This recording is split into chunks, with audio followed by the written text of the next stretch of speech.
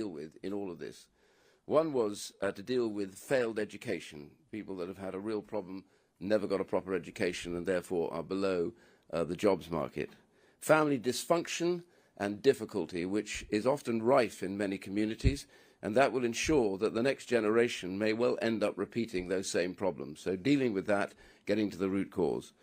The other was really also worklessness and dependency as a result, which again we'll be hearing more about today. And the final ones that often get forgotten were debt and then addictions. So those are the five, what we call the 5 pathways to poverty, and how you measure what you do lies in changing lives. And that is what the Centre for Social Justice is about. And I'm pleased today that Kemi is here to speak. I have to say that we have had politicians on all sides of the fence, that we've had Labour ministers here to speak and others, because what we deal with here is trying to solve the problems that ruin lives often before they have a chance to get going. Kemi, you're really, really welcome here. I'm really pleased that you've chosen to come to the Centre for Social Justice to talk about changing lives and saving lives, which is really what this is all about. And you will have a very good audience here, a lot of support, particularly amongst the media. Yeah. So I simply want to get you to this and say, welcome and over to you. Thank you very much. And I want to say that.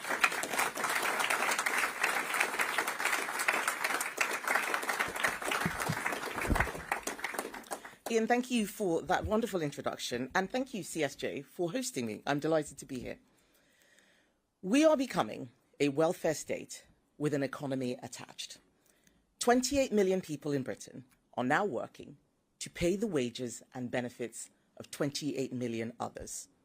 The rider is as big as the horse. This isn't just about welfare, it's about politics too.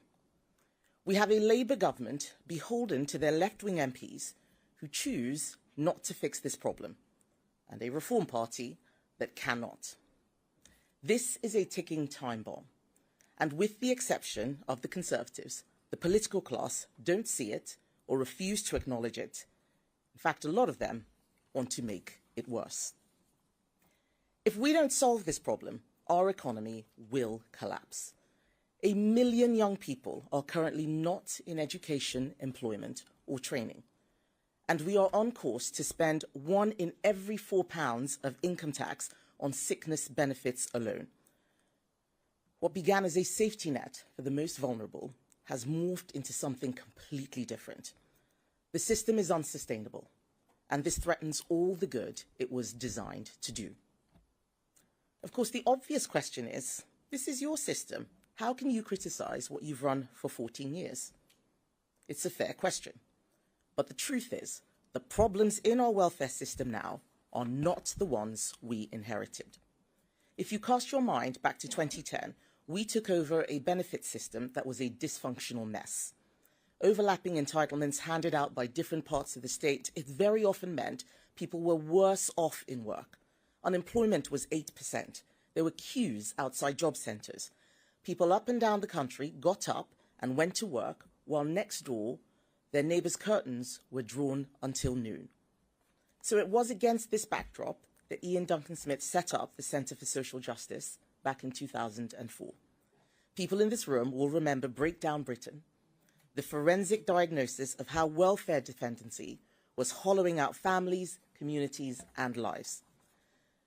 This hard work, done while we were in opposition, meant that when we took office, we could deliver the biggest reform of our welfare system in its history. Universal credit was a massively ambitious plan to simplify benefits. It made sure that work always paid. We brought the welfare bill down year after year and got people into work.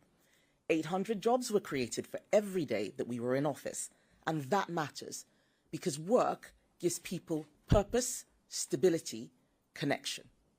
It changes the lives of entire families. And when Conservatives left office, we had halved unemployment.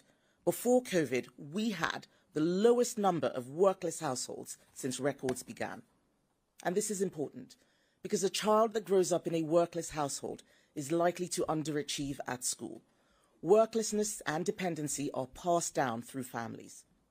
The problem is that as we came out of the pandemic, we started to see a new phenomenon. We now live in a country where 1 in 4 people self-report as disabled.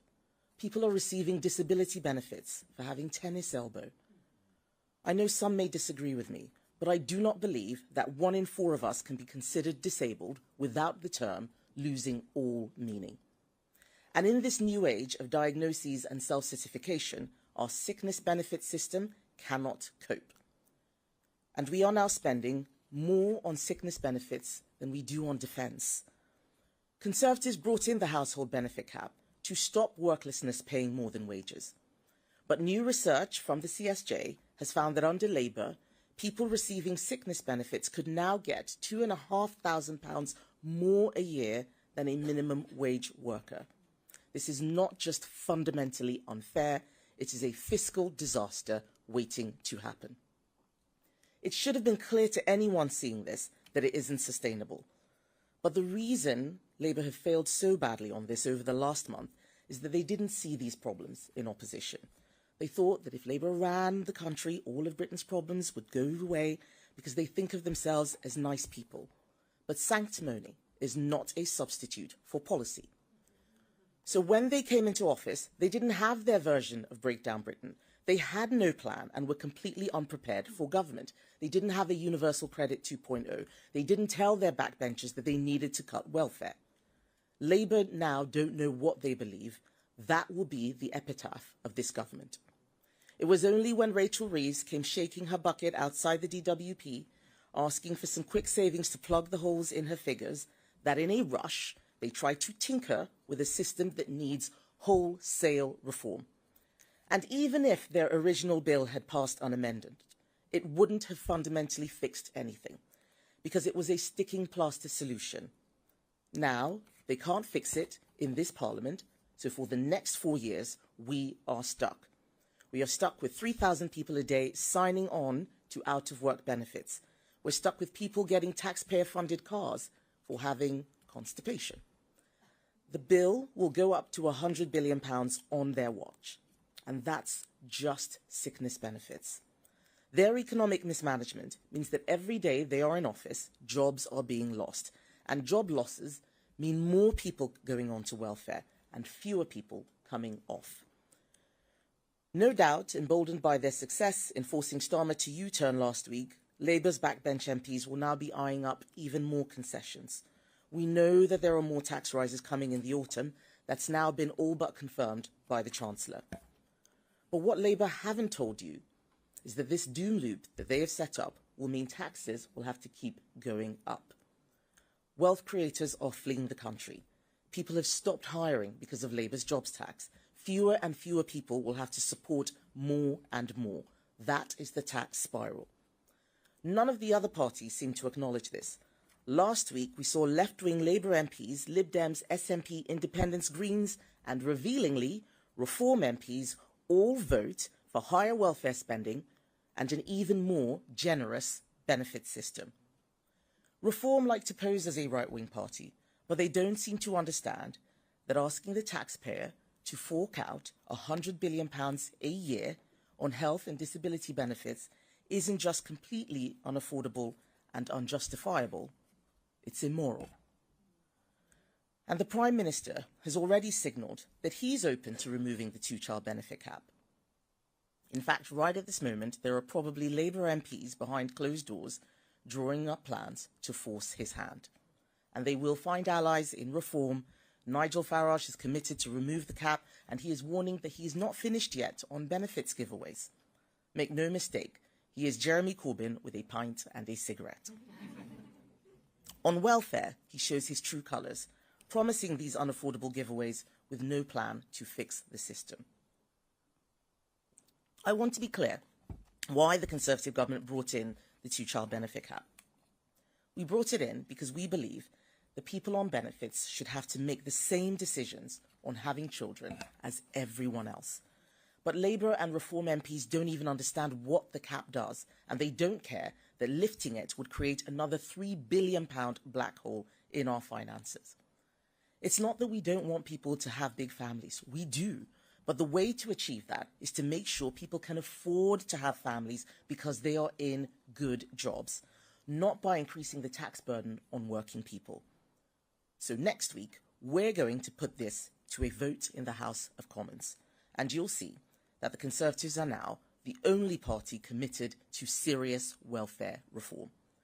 We are the only party that is prepared to tell the truth and take the tough decisions to get spending under control.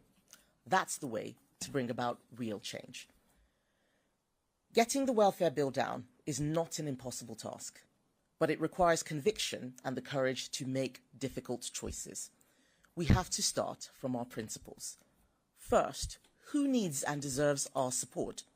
There will always be some people who need help from the state, people who have a really challenging disability, people who have worked and paid into the system for years, but who lose their jobs suddenly through no fault of their own. But we can't afford to be spending £1 billion a month on benefits for foreign nationals. It is not unreasonable to expect someone to have paid in and become a British citizen before they unlock access to sickness benefits. That was a plan we put forward yesterday, a plan that Labour voted down. We also clearly cannot afford to support 1 in 4 people who now classify themselves as disabled. We are going to have to draw a line in the sand about which conditions the state gives out support for. Food intolerances are a medical fact, but they're not something we should be handing out new cars for. This is not a joke, this actually happens. And anxiety and mild depression are real conditions, but that doesn't mean that those suffering should be signed off work courtesy of the taxpayer. The Centre for Social Justice have done some brilliant modelling, showing that if you restricted benefits to those with more severe mental health conditions, you could save up to £9 billion. Think how much good even a fraction of that could do when reinvested into mental health treatment and research, instead of funding people to sit at home. Second, how do you accurately identify those people who you've decided qualify for support? Clearly, our current system of assessment isn't working. Approval rates have soared, and we now have online sickfluencers. I never heard this phrase before, sickfluencers. They are selling people scripts to maximize their scores on assessment. We need to build in proper medical evidence to the system and go back to face-to-face assessments which never recovered after COVID. The Motability Scheme is a perfect example of what's going wrong with the current system.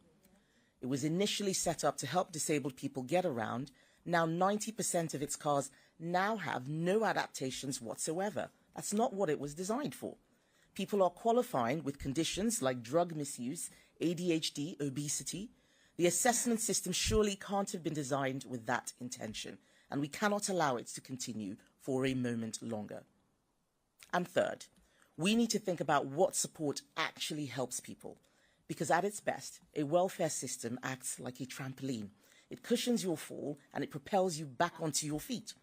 It should not act like a giant net that engulfs you and makes it almost impossible to climb out. Up and down the country, people with really challenging health conditions do extraordinary things. They go to work, they raise families, they set up businesses. So we need to ask, why are some people able to do that, but not others? What skills and support do they need? Giving someone, for example, 8 weeks of retraining and physiotherapy and getting them back into work is a better solution for everyone than allowing them to languish on benefits. And doing that before they fall out of the workforce is even better. We live in a totally different world from the one that we did 30 years ago. Even people who are housebound can now contribute and make use of their talent. We should be aiming for everybody to support themselves as far as they are able, while providing support for those who cannot.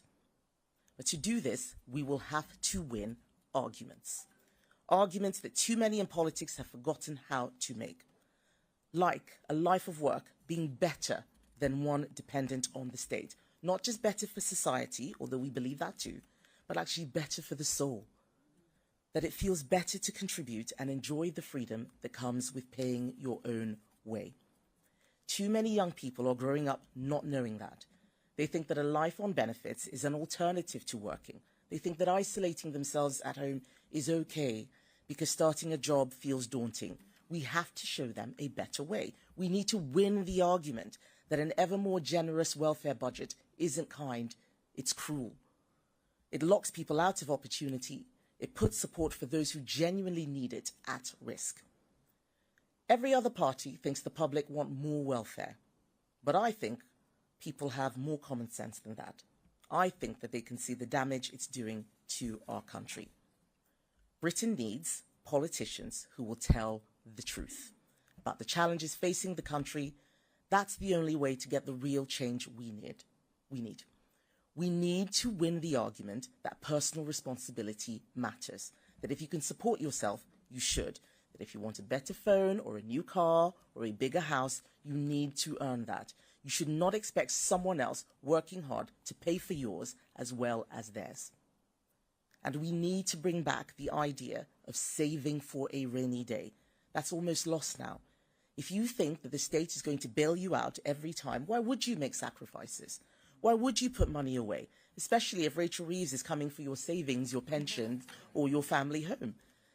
And finally, we need to win the argument that the state shouldn't be the first place you go for support, because the state can never do better than what families and communities should do. It is no wonder that our welfare bill is rising in an age when family structures are fraying and the number of people volunteering has fallen off a cliff. We should be backing the makers, rewarding the people getting up every morning, working hard to build our country. This is about getting the welfare bill down, but it's also about what we believe the good life looks like. Freedom, security, optimism. Only the Conservatives will stand up for these values and unlock the talent, dignity and purpose of millions left behind.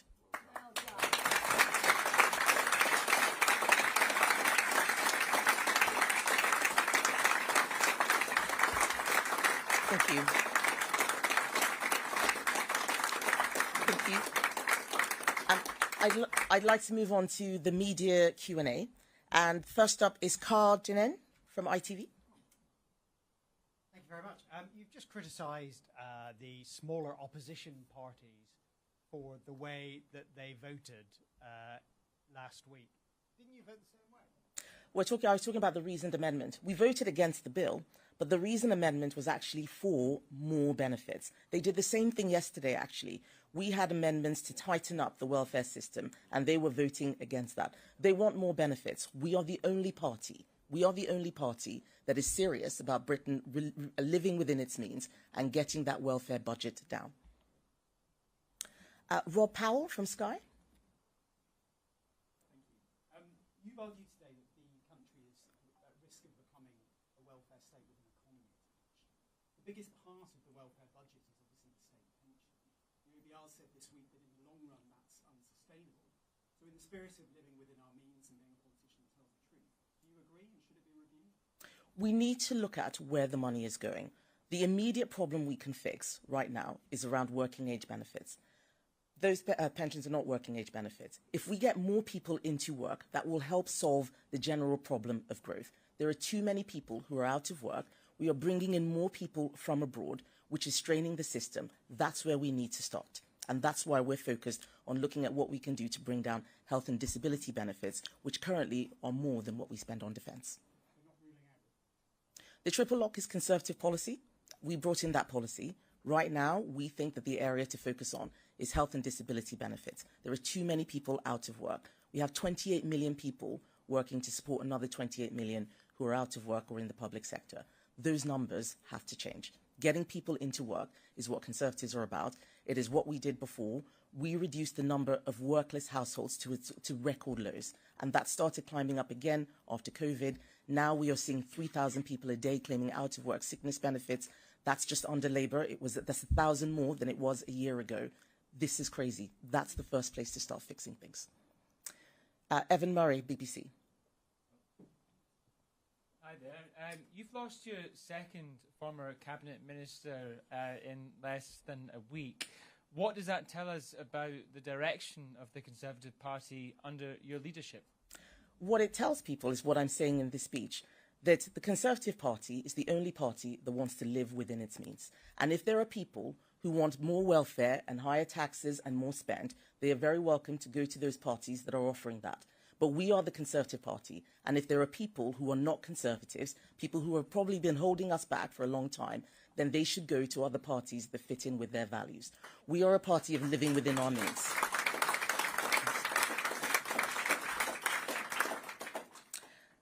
Chris Hope, GB News. Chris Hope, GB News. The benefits bill spiraled on your government's watch, didn't it, Kemi Badenoch? Will you apologise for saying you got it wrong, like as you have done on immigration? And just that question about Sir Jake Berry and David Jones jumping ship to Reform UK, what has Nigel Farage got that you haven't? Right. So I knew you were going to ask that question, Chris. I thought that Evan had spiked you. But first of all, we brought the deficit down every year until the pandemic. The pandemic was not something the Conservatives did. That was a global problem. And I can tell you that if Labour or even Reform had been in charge during the pandemic, we would be in a much worse situation than we are now. So we brought that down. As I said, we brought the number of workless households down. Worklessness kills. It completely destroys life chances for children. That is something that only we fix, and we will fix it again. We do not want to see this problem coming back. And on the point about David Jones, who actually, I remember you reporting that he joined in January. What's interesting, whether he defected in January, what's interesting is that they're having to restate the story again. What Nigel Farage has got that I haven't got is telling people whatever it is they want to hear. If people want the truth, they should come to the Conservatives. That's what I'm for. Chris Smith of The Times. Thank you. You talk about being unsustainable. 1 in 4 people class themselves disabled. You could also say, you know, what 1 in 10 working age people are claiming sickness benefits. Where do you draw the line? What conditions shouldn't we be giving for? How many of those people actually should be qualifying under a reasonable system? And just on Sir Jake Berry, is it a worry for you that sort of ambitious people on the right think Reform is the place to go if they want to get on? So on the benefits, we need to look at what the system was designed for and what we can afford. That's where we need to start from. Otherwise, we're going to bankrupt ourselves. And it does not make sense. The tennis elbow gets you benefits. The constipation or acne gets you benefits. Let's start from there. And the big thing we can do is go back to in-person assessments. That's what changed during COVID. We had remote assessments, but that has allowed a lot of people to exploit the system. That's what those sickfluencers are doing, telling people what to say. You ring up, you tell them you're too anxious to get your assessment, and then you will immediately, without any medical evidence at all, get benefits. That's where we need to crack down on. If we can solve those problems first and get more people back into work, we're going to see outsized benefits from the tax take, from less burdens on the state. That's really where we need to start from. And on the point about people defecting, this is something which I say again and again, that there are a lot of people who come into politics just to play the game of politics. And they will follow polls and defect wherever they can, like they do in banana republics, to wherever they think that they can win. We have to do more than win. We have to be ready with a plan. This is what Labour got wrong. They had no plan. They were just focused on the election. And now they're in government and they're completely at sea. They cannot deliver anything. All of the people who are not interested in coming up with a proper policy plan and just want to jump ship are welcome to do so, because when the time comes at the next general election, the public are going to be looking for a serious, credible alternative. We are the only serious, credible alternative. And finally, I have Dan Martin from The Telegraph. Hi. Last week, Boris Johnson said that the way to deal with the threat from Reform was to ignore them. You've been attacking Nigel Farage now, and you have been for a while, and it's not helping your polling. Do you think you should listen to him? Well, if you ask me a question about Nigel Farage, I will answer it. I'm not Keir Starmer, I answer questions. But I think if you want to take the advice, I think it's the media that needs to take Boris Johnson's advice. It's the media that spends most of its time talking about Nigel Farage. There is a lot of work that we're doing in Parliament. We have got Keir Starmer to U-turn on grooming gangs, on the winter fuel payment. We ran a very vigorous campaign. We are doing the work that the people elected us to do, making sure that they do not destroy this country. I'm the only person who is talking about how we bring the cost down. We are spending well above our means, and we've got to bring that back within our means. Thank you. I think that was the last question that I had, but I'm happy to talk afterwards. But thank you very much. Andy.